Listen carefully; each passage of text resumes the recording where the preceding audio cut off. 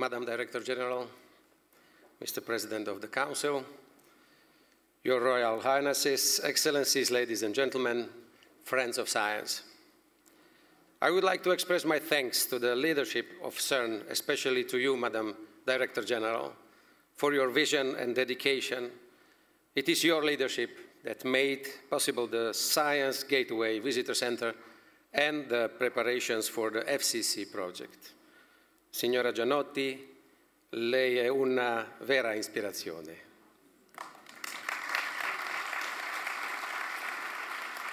I would also like to thank the outgoing Council President, Professor Rabinovici, for his endless creativity and for always being an honest broker in difficult times.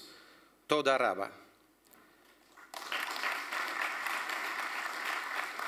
And my gratitude also goes to CERN host states, France and Switzerland, for their ongoing support and continued commitment. 70 years ago, Europe was still recovering from the horrors and scars of war. The world had just witnessed the devastating power of the atomic bomb, one of the humanity's darkest hours. We stood at a crossroads.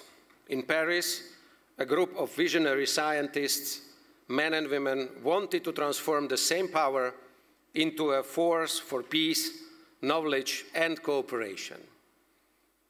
These great minds knew science unites people across borders. And that idea became CERN. Today we stand where once was just a vision. Discovery instead of destruction. One of humanity's brightest hours. This brilliant institution pushed the boundaries of human knowledge. The discovery of the Higgs boson is just the tip of a pyramid of what the CERN has done for the mankind. We know already so much, and yet still so little. The true nature of the universe remains a riddle. We still have some more questions than answers, and those too raise new questions. The future lies ahead of CERN is ready to take the next leap. The Future Circular Collider project has the potential to be more powerful, more complex, and more useful than anything before. If the Standing Colliders was a magnifying glass or the moon landing, the FCC would be the Webb Space Telescope shooting us straight beyond our galaxy. Will we find new particles, unusual forms of matter? Will we prove or disrupt the standard model? I don't know. Nobody does. But does it really matter? If you think of all the useful technology in innovation that we all use daily, thanks to the science made here at CERN, I don't need a promise of the next big thing or some catchy sales pitch point of reference to believe.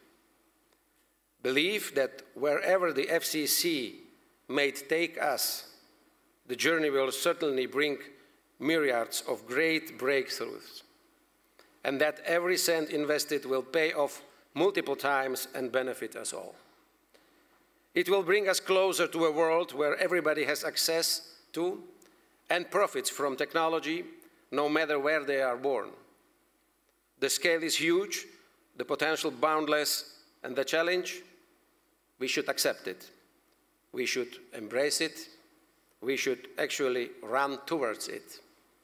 Honestly, Europe is rather slow and hesitant, burdened by complicated history, tradition, and bureaucracy. But the competitive world around us isn't revolving at a slower pace. But it's also true that when Europe unites, we are capable of incredible things. CERN, as the world's undisputed and long-term #1 in particle physics, is a living proof of that. Let us remember that we've already done this before. Founding CERN seemed unthinkable, and yet here we are. It was our unity and determination that made the vision a reality and achieved things once unimaginable.